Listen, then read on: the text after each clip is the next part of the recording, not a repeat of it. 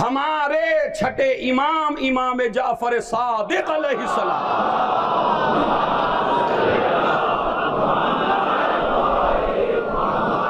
वाजिल, उनका फरमाने मुबारक है।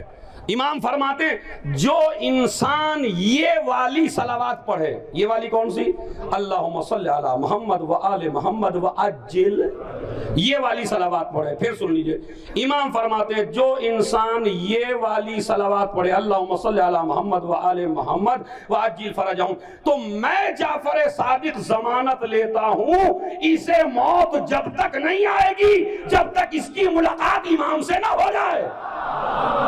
हमारे इमाम जमाना के दौर में, यानी जब हमारे इमाम आएंगे तो इंशाअल्लाह हमारी मुलाकात हमारे इमाम से होनी है। मेरे ख्याल में जिसने आमीन कहा वही चाहता है मुलाकात। बस आप चाहते हैं मुलाकात इमाम से या नहीं? यानी जहरा के लाल से मुलाकात चाहते या नहीं चाहते? चाहते। वो तो आपसे मिलते हैं और आपको जानते हैं।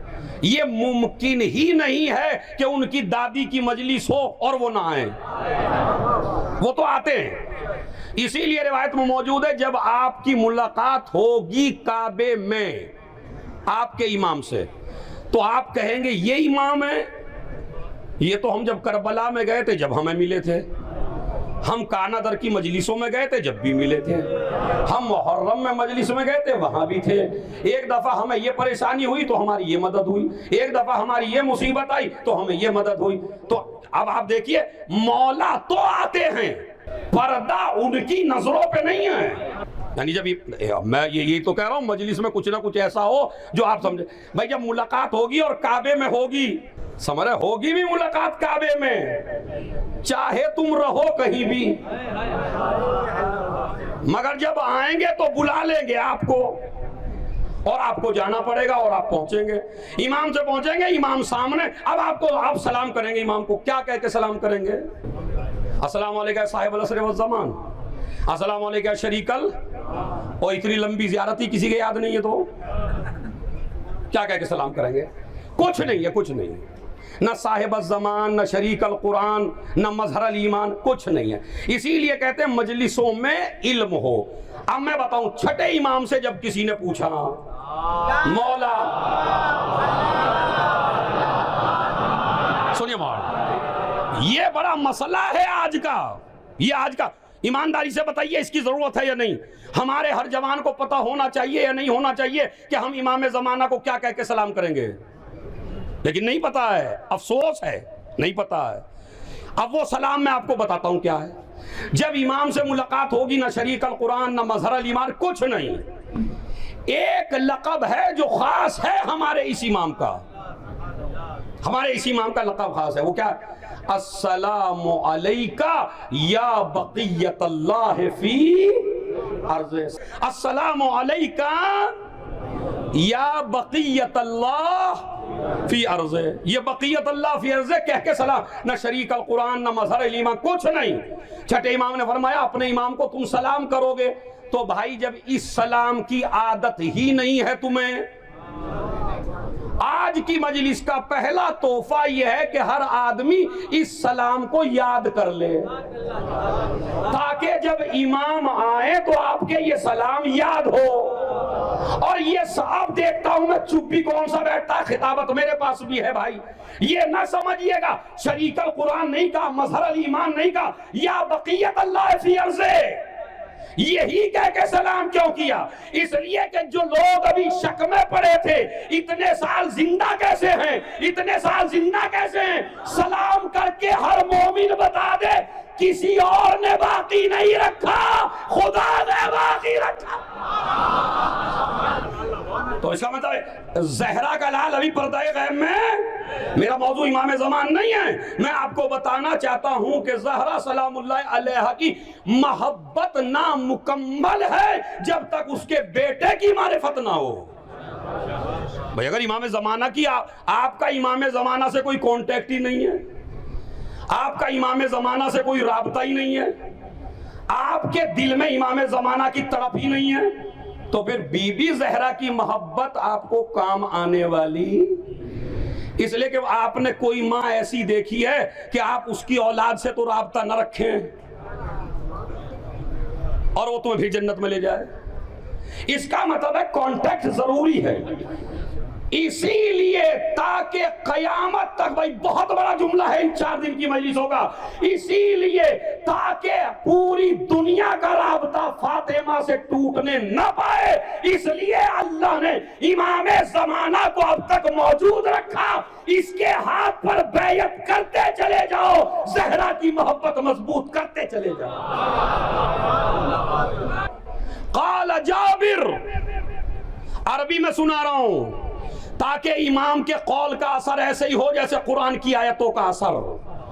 क़ाल जाबिर, जाबिर ने पूछा, ए मेरे मौला, छठे इमाम से, ए मेरे मौला, 5वें इमाम से, अल्लिमनी शैअन इज़ा क़राअतहु कुन्तु माकुम फिद दुनिया वल आखिरा। नुस्खा किसी झड़ फुकवा से नहीं पूछ रहा है, नुस्खा किसी मुल्ला से नहीं पूछ रहा है, नुस्खा किसी मौलवी से नहीं पूछ रहा है, अमा उस इमाम से पूछ रहा है जिसका लक़ब ही सादिक है। अब आप ये बताइए, काम आने वाली चीज आपके कयामत तक काम आएगी जब तक जियोगे। रावी कहता है, मौला ऐसी चीज बताइए कि जो मैं पढ़ता रहूं और दुनिया में भी आपके साथ रहूं और आखिरत में भी आपके साथ रहूं। पूछने वाला रावी और पूछ रहा है 5वें इमाम से, मौला बताइए, अल्लिमनी शैअन, मुझे तालीम दीजिए कुछ। जितने भी चाहने वाले इमाम के हैं वो इमाम के पास बिला वजह की बातें नहीं करते थे आगे। हमारे यहां तो अगर मौलवी के पास जवान बैठ भी जाएं तो वो सारी बातें करते हैं अलावा दीन के। शर्म आती है, गुस्ल नहीं आता, शर्म आती है, वुजू नहीं आती, शर्म आती है, हिस्ट्री इस्लाम नहीं आती, शर्म आती है, फितना बोते शर्म नहीं आती, कौम को लड़वाते शर्म नहीं आती, घरों में आग लगाते शर्म नहीं आती, कौम को बदनाम करते शर्म नहीं आती। ये फिर शैतान के बहकावे में है या नहीं है? इसे इल्म लेते हो। मौला ऐसी चीज बताइए जो दुनिया में भी काम आए आखिरत में। इमाम ने फरमाया, अक्सिर सूरतल कद्र, जितना जितना इन्ना अंज़लना पढ़ सकता हो इतना पढ़। यानी इन्ना अंज़लना ज्यादा से ज्यादा पढ़, खूब पढ़ इन्ना अंज़लना। वरत्तिब शफ़तैक बिल इस्तिग़फ़ार, और अपने होठों को मुअत्तर कर इस्तिग़फ़ार करके। एक मोमिन की जिम्मेदारी है, इसलिए कि कोई दिन ऐसा नहीं होता जब इससे कोई गुनाह ना हो। तो अक्लमंदी का तकादा यह है, जब हमारे पास मैले कपड़े मौजूद हैं तो उसको वॉश करने के लिए पानी भी मौजूद है, उसको धोने के लिए पानी भी मौजूद है। ये कैसे मुमकिन है कि आदमी रोज गुनाह तो करे और अल्लाह कोई ऐसा इंतजाम ना करे जो उस गुनाह को रोज वाश कर सके, धो सके। इसीलिए इमाम ने फरमाया, हो सकता है तुमसे ऐसे गुनाह हो जाएं जिसका पता ना हो, तो नमाज असर के बाद 70 मरतबा रोज इस्तिग़फ़ार पढ़ लिया करो, ताकि जितने जितने गुनाह होते रहे ऐसे ही ऐसे पाक होते रहे। और अब मैं वो रिवायत सुनाता हूं आपको, आप मेराज पे पहुंच जाएंगे। सुनिए क्या है, मन करा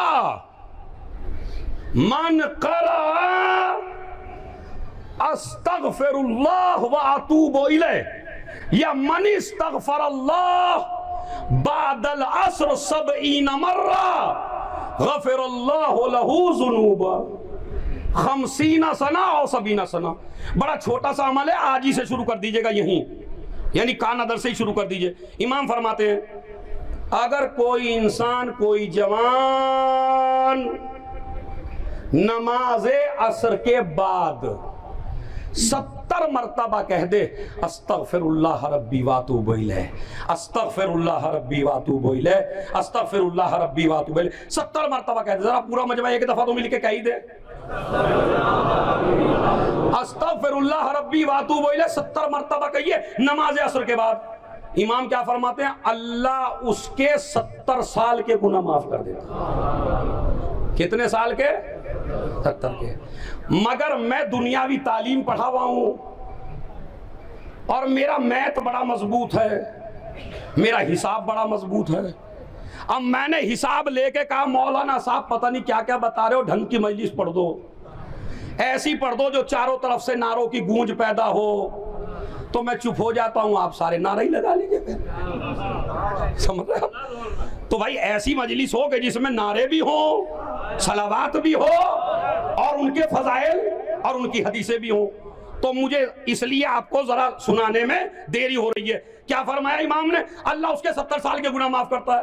एक जवान इसी मजलिस में से उठ गया, कहने लगा मसलन किबला मेरी उम्र है कुल 30 साल, अल्लाह गुनाह माफ करेगा 70 साल के, जब 40 साल के मैंने किए ही नहीं है। मामला है या नहीं है भाई? ये तो बड़ा मसला, फंस खुद ही मैं भी फंस गया इसमें, मैं भी नहीं हूं अभी तो 72 का 70 का। इमाम कहता अच्छा इसीलिए हमने किसी ऐसे इमाम को नहीं माना। एक एक आदमी जो टेक लगाए भी है क्या? हमने किसी ऐसे इमाम को नहीं माना कि जिसके कान में जब तक कहा ना जाए ना सुने।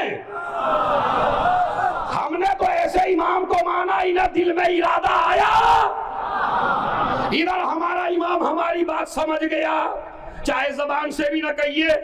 अब जिनकी तलवारें नस्लें देख के चलती हो, उन्हें तो मालूम है ये मैथ पढ़ के एतराज करेंगे। इमाम ने हदीस को आगे बढ़ाया कि अगर किसी के गुनाह 70 साल के ना हो तो अल्लाह उसके बाप के गुनाह माफ करेगा।